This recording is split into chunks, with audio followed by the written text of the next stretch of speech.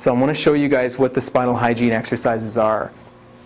The first thing I want to show you is that in order to keep our spines healthy, we have to put our spine through a full range of motion every day.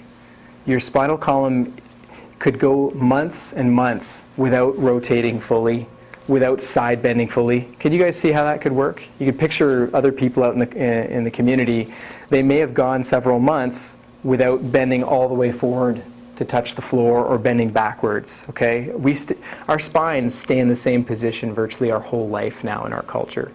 This is the position that it stays in, is like this, right? This is a day in the life of your spine, or most people's spines, you sleep in a bed that's too soft, you eat breakfast, you drive to work, you sit at your desk, you get back in the car, drive home, eat dinner, get in the lazy boy, and then back in your soft bed and repeat over and over and over again. And we wonder why our spine loses health. It's accumulation, that's how we get it.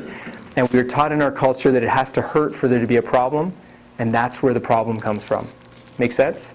So the way that we flex our spine, if you simply bend forward and touch your toes, you're bending a very small portion of your spine. The way that you flex your spine is by bending your head down to your chest, and then by basically using your abdominals to pull your shoulders towards your thighs. So you bring your head down, and then like this. Does that make sense? That's how you flex your spinal column. So that takes you all of 5 seconds, but that's part of your daily spinal hygiene, is to flex your head down and then bring your shoulders to your thighs. And then what you can do is bend your knees and then go all the way down to the floor. And that's how you take your whole spine through flexion. Okay, you bend your knees so that your hamstrings don't get pulled. Okay, so your tight hamstrings don't restrict your movement. Okay, now the way you extend your spine is by doing the opposite. You put your head back, and then basically you try to increase the curve in your back as much as you can by sticking your butt out. So basically the way you do it properly is you bring your head back and then butt out. Does that make sense? So it's very contrary to what you might think, that this would be extending your full spine, but the way you actually extend your spinal column is you put your head back and then you increase the curvature in your spine like that. Does that make sense? So head back, butt out, that's how you extend through your spinal column. Make sense? If you're doing it lying on the ground, you would do it like this. But you see how that's very different. So we want to increase our curvature in our spine in this fashion. So the second, that's your flexion and extension. And then very simply, I want you to just for 5 seconds, rotate your head all the way to one side. And then with your arms, follow through all the way around to both sides. And the key with these motions is the end range. So if you don't have pain, I want you to go all the way to the end and then try to push a tiny bit further. Because it's that end range where we lose our spinal function, is in those end ranges. That's how we gradually lose it. Until one day when you come into my office, I ask you to turn your head and you turn to here and don't even realize that you've lost your range of motion. Okay? And then side bending, you tilt your head, tilt your shoulders, and then roll your spine all the way down on both sides. Does that make sense? Really valuable.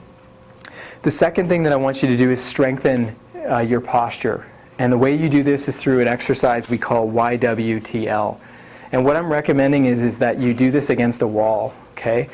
And the reason why is that if you don't use the wall, you might have a tendency to do these positions without a good posture. Okay? So if you go against the wall, I want you to start by putting your heels against the wall, your butt against the wall, your shoulders against the wall, and then your head against the wall.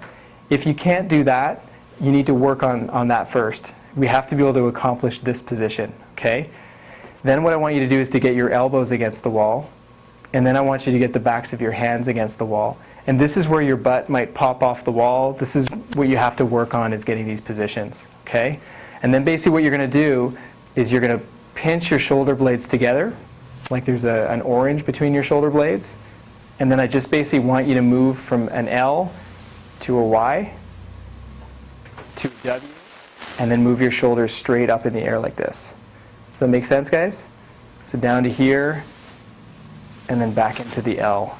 It's an amazing exercise for shoulder mobility, and also a huge exercise for developing postural strength. Okay, that's the exercise that helps strengthen the muscles that hold you upright, that we've all lost through all the sitting that we do. Make sense, guys? You can ultimately then start doing that on the floor once you get really good at that. You can do it lying on your stomach. You can do it standing up as well. But until we make sure that you can do that standing in a good posture, we need to get you against the wall, okay? And if you can't get everything against the wall, then just work with the range of motion you have. So if your backs of your hands don't get there, still follow through that exercise, but just make sure you're pinching your shoulder blades backwards the whole time, okay?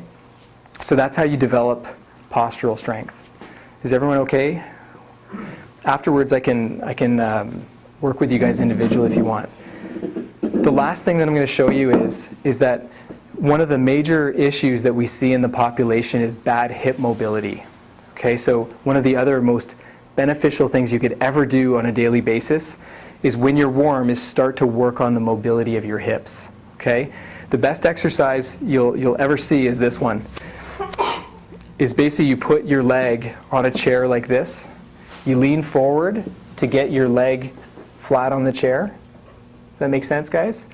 And then basically the way that you start working on this hip is you then lean your body down towards the floor.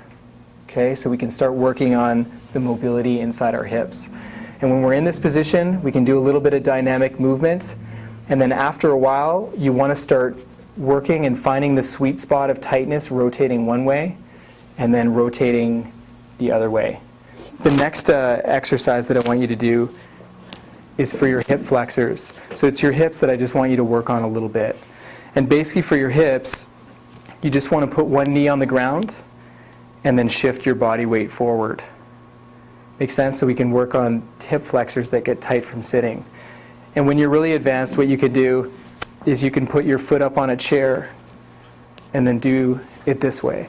As long as you can keep your posture upright, this is going to provide an even bigger stretch for your body. The closer your knee gets to the wall or the chair, the bigger this stretch is going to become. Okay? So that's going to work on your hip flexors. And ultimately what we're really trying to do with all of these movements is get you to be able to do a squat properly.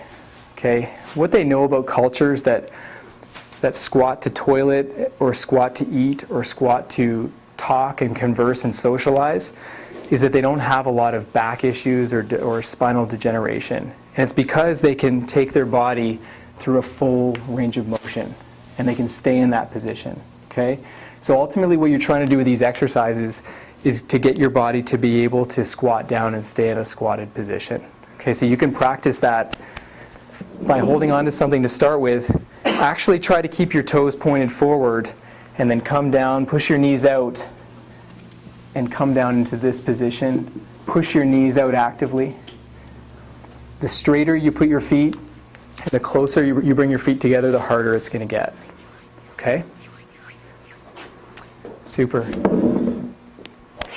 So there's our spinal function.